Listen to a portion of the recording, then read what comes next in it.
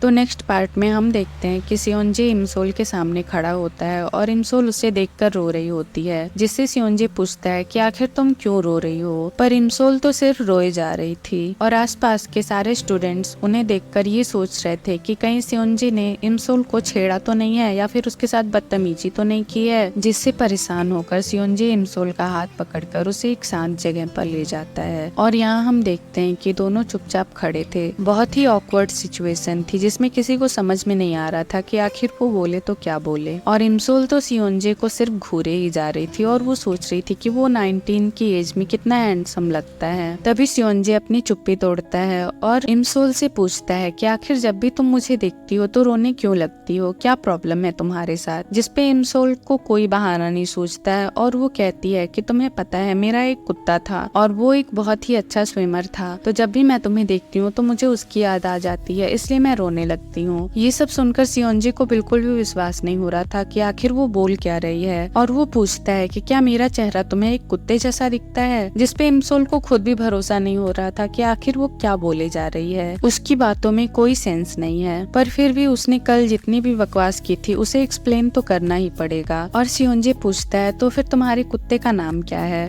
जिसपे इमसोल कहती है कि मेरे कुत्ते का नाम ओटर था। इतनी बकवास सुनने के बाद अब सियोंजे को ये भरोसा हो गया था कि उससे बात करके उसे कुछ भी हासिल नहीं होने वाला है, इसलिए वो उसकी बातों को नजरअंदाज करता है और कहता है कि ये तुम्हारी वॉच है तो तुम इसे रख लो, मेरे पास मेरी वॉच है। और वो पूछता है कि तुमने कल जो भी ब्रिज पे बोला था आखिर उसका मतलब क्या है, जिसपे इमसोल के पास कोई जवाब नहीं होता है। वो सोचती है कि उसने इतनी सारी उल्टी सीधी हरकतें की है जिसे कि वो एक्सप्लेन नहीं कर सकती है, और अगर वो कुछ बताती भी है तो सियोंजे उस पे भरोसा नहीं करेगा, इसलिए वो स्कूल लेट होने का बहाना करके वहाँ से चली जाती है। और वो पूरे रास्ते में यही सोच जा रही थी कि उसने कितनी सारी बकवास की है सियोंजे के सामने, और तो और वो उसका छाता भी लेकर आ गई जिससे कि सियोंजे भीग कर जाएगा। और फाइनली जब वो अपनी क्लास में पहुंचती है तो वो अपनी सारी पुरानी क्लासमेट्स को देखकर बहुत खुश होती है, क्योंकि कल तो उसने किसी पर ध्यान ही नहीं दिया था सियोंजे से मिलने के जल्दबाजी में, इसलिए वो सभी से बहुत प्यार से मिलती है। और उसमें उसकी फ्रेंड यूंजी भी होती है जो कि उसके फ्यूचर में भी उसके साथ ही रहती है। वो उसे देखकर बहुत खुश होती है और कहती है कि तुम तो आज भी गोलू मोलू सी सॉफ्टी सी हो, तुम बहुत क्यूट हो। जिसपे वो हैरान होती है कि आखिर उससे हुआ क्या है, वो ऐसे मिल रही है जैसे कितने सालों के बाद उससे मिल रही है। तभी उसकी क्लास टीचर आ जाती हैं और वो जाकर अपनी सीट पर बैठ जाती है। और यहाँ हम देखते हैं इमसोल की मॉम को जो कि एक डीवीडी स्टोर चलाती हैं, जो कि अपनी एक कस्टमर से बातें कर रही होती हैं। तभी उनका ध्यान जाता है कि एक आदमी ने डीवीडी रेंट पर ली है और ना ही उसे वापस किया है, ना ही उसके पैसे भरे हैं। तो वो उस आदमी को कॉल लगाती हैं जो कि सियोंजे के डैड होते हैं। वो उन्हें फोन करती हैं और पूछती हैं कि आपने अभी तक डीवीडी रिटर्न नहीं की है तो आपको उसके पैसे भरने पड़ेंगे, जिसपे वो मना कर देते हैं और कहते हैं कि मैंने कोई डीवीडी नहीं ली है तो मैं पैसे क्यों भरूं। तो इमसोल की मॉम कहती हैं कि हो सकता है कि आपकी फैमिली में किसी ने लिया हो, इसलिए आप एक बार चेक कर लीजिए, पर वो तो मानने को तैयार ही नहीं थे और वो फोन कट कर देते हैं। और तभी एक बुद्धिस्ट मॉन्क उनकी शॉप में आता है, जिसे देखकर वो दूसरी लेडी उसके ऊपर भरोसा कर लेती है कि वो एक मॉन्क ही है। पर इमसोल की मॉम उसे पहचान लेती हैं और वो उसे गुस्से में मारने लगती हैं। और तब हमें पता चलता है कि वो इमसोल का भाई है, जिसे कि एक्टिंग के कीड़े ने काटा हुआ है और वो हर जगह अपनी एक्टिंग का हुनर दिखाता रहता है। और वो कस्टमर कहती है कि तुम तो बहुत अच्छी एक्टिंग करते हो, तुम्हें तो कोई एक्टर होना चाहिए। पर इमसोल की मॉम उसे मारकर भगा देती हैं और कहती हैं कि जाकर पढ़ाई करो। और यहाँ हम देखते हैं इमसोल को जो कि अपनी क्लास में होती है और सोच रही होती है कि क्या मैं सचमुच समय में पीछे आ गई हूँ, क्या ये घड़ी एक टाइम मशीन है, क्योंकि जब मैंने ये बटन दबाया था तो समय रुक गया था और तब मैं अपने पास्ट में आ गई, तो क्या मैं इसे फिर से दबाऊंगी तो क्या मैं फिर से प्रेजेंट में पहुंच जाऊंगी। पर वो बटन नहीं दबाती है क्योंकि उसे लगता है कि अगर वो बटन दबा देगी तो वो सियोंजे की मदद नहीं कर पाएगी। तभी उसकी क्लास टीचर उसे आवाज देती है और घबराहट में उससे वो बटन दब जाता है और वो बेंच पर लेट जाती है। उसे लगता है कि वो फिर से समय में आगे चली गई है, पर और जब उसकी फ्रेंड उसे उठाती है और कहती है कि तुम्हें मैम बुला रही हैं, तो वो उठकर देखती है कि समय बिल्कुल भी नहीं बदला है। इसका मतलब कि टाइम मशीन अभी काम नहीं कर रही है। पर एक नई मुसीबत उसके सामने खड़ी थी। उसकी मैम ने उसे एक मैथ्स का प्रॉब्लम सॉल्व करने के लिए दिया हुआ था, जो कि उसे बिल्कुल भी समझ में नहीं आ रहा था, क्योंकि वो टाइम में बहुत ज्यादा पीछे आ गई थी। सो वो पेट दर्द का बहाना करती है, जिससे उसकी मैम बोलती है कि ठीक है, तुम जाओ और मेडिसिन लेके आओ। और उसकी फ्रेंड सोचती है कि ये तो पक्का नाटक कर रही है, क्योंकि उसके पीरियड्स तो पिछले हफ्ते ही खत्म हो गए थे। और यहाँ इमसोल भागते हुए सियोंजे के ट्रेनिंग सेंटर में आ जाती है और वो देखती है सियोंजे को, जो कि बहुत ज्यादा मेहनत कर रहा था, जिसपे वो सोचती है कि वो कितना हैंडसम है और वो हमेशा से बहुत ज्यादा हार्ड वर्किंग रहा है। पर तभी उसे स्मेल आती है सिगरेट की, जो कि विंडो के बाहर से आ रही थी। इसलिए उसे फिक्र होती है सियोंजे की कि सिगरेट की धुएं से उसे परेशानी होगी, और वो निकल जाती है उन लड़कों को सबक सिखाने के लिए जो कि सिगरेट पी रहे होते हैं। और यहाँ इमसोल देखती है कि कुछ लड़के बाहर सिगरेट पी रहे होते हैं, जो कि स्कूल के ही थे,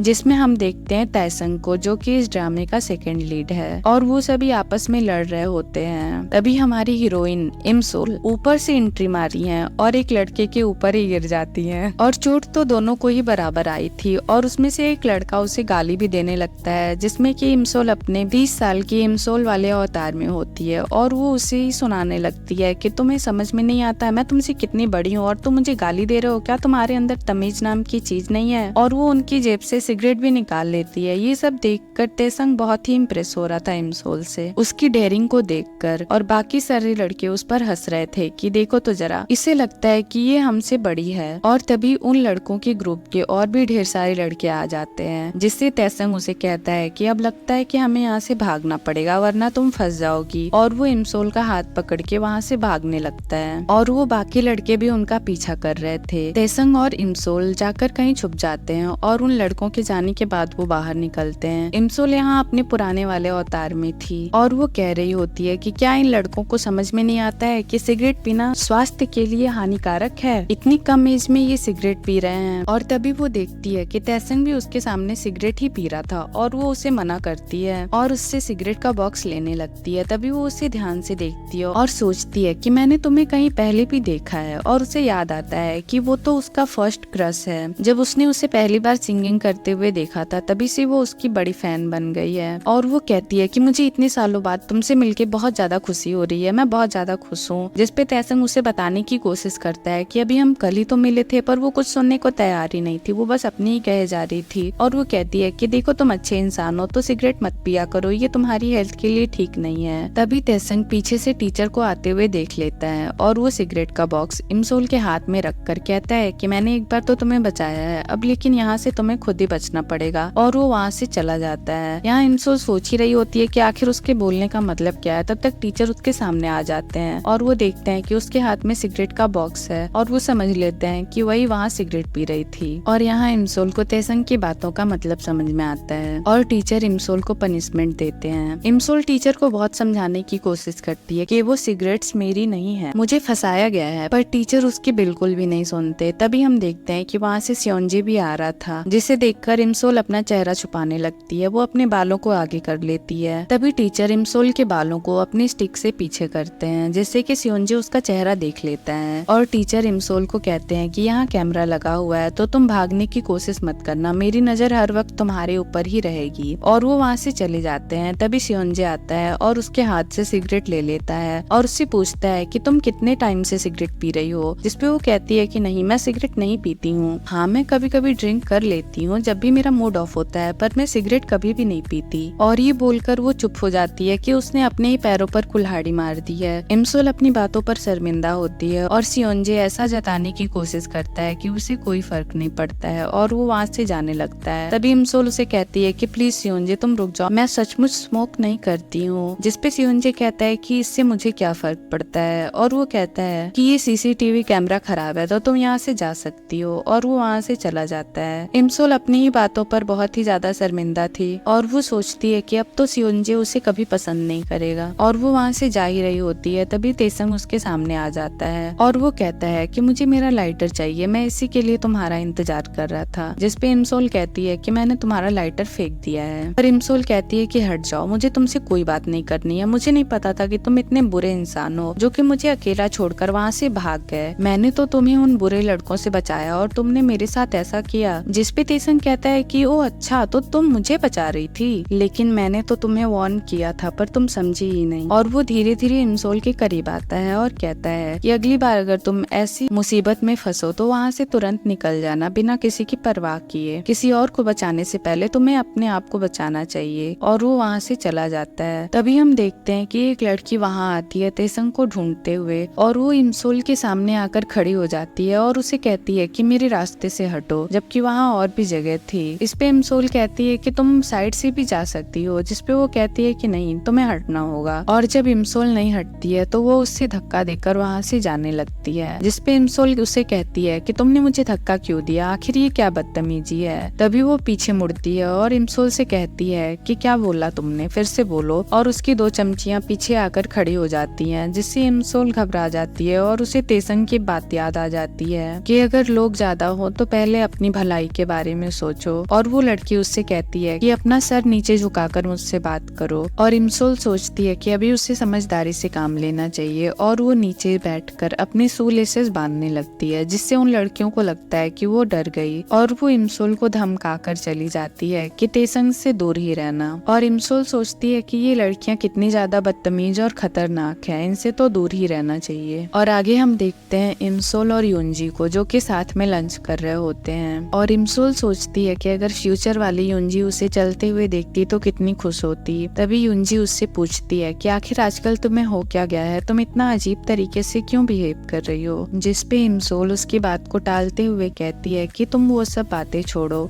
तुम ये बताओ कि अगर मुझे किसी को इम्प्रेस करना है तो मुझे क्या करना चाहिए। तो युंजी कहती है कि first impression is last impression, तो तुम्हारा पहला इम्प्रेशन उसके ऊपर अच्छा पड़ना चाहिए। जिसपे इमसोल सोचती है कि उसका पहला इम्प्रेशन कितना बकवास था, और वो कहती है कि नहीं, पहला इम्प्रेशन तो अच्छा नहीं था। तो युंजी कहती है कि तो फिर तुम्हारा दूसरा इम्प्रेशन उसके ऊपर अच्छा होना चाहिए। जिसपे वो सोचती है कि उसका दूसरा इम्प्रेशन तो और भी बुरा था, और वो कहती है कि नहीं, तुम्हारे पास कोई और तरीका है। जिसपे युंजी कहती है कि नहीं, फिर तो तुम भूल ही जाओ कि कभी तुम उसे इम्प्रेस कर पाओगी। लेकिन क्या तुम तेसंग की बात कर रही हो। जिसपे इमसोल कहती है कि नहीं, मैं तेसंग के बारे में बात नहीं कर रही हूँ, मैं किसी और को पसंद करती हूँ। जिसपे युंजी कहती है कि तुम इतनी जल्दी किसी और को लाइक कैसे कर सकती हो, अभी कल ही तो तुमने तेसंग से अपनी फीलिंग कन्फेस की थी। जिसपे इमसोल कहती है कि क्या, मैंने ऐसा कब किया। और वो बहुत ज्यादा हैरान होती है। और यहाँ हमें एक फ्लैशबैक दिखाया जाता है, जहाँ हम देखते हैं कि इमसोल तेसंग से अपनी फीलिंग कन्फेस करती है और कहती है कि मैं आपको बहुत ही ज्यादा पसंद करती हूँ। जब से मैंने आपको पिछले साल स्कूल फेस्टिवल में गाना गाते हुए देखा था, तब से ही मैं आपको बहुत ज्यादा पसंद करती हूँ। और तेसंग सिर्फ उसकी बातें सुन रहा था और उसे घूर घूर कर देख रहा था, और वो उसे लव लेटर्स और कुछ गिफ्ट्स भी दे रही होती है। तभी हम देखते हैं उस लड़की को जिसने कि इमसोल को धमकाया होता है, वो आ जाती है, क्योंकि वो भी तेसंग को बहुत ज्यादा पसंद करती थी। और वो गुस्से में इमसोल की तरफ बढ़ती है, जिसे देखकर इमसोल घबरा जाती है और वहाँ से भागने लगती है। और वो दीवार से कूदकर वहाँ से भाग जाती है। और यहाँ स्टोरी प्रेजेंट में आती है, जहाँ हम इमसोल को देखते हैं वही लेटर पढ़ते हुए जो उसने तेसंग के लिए लिखा था,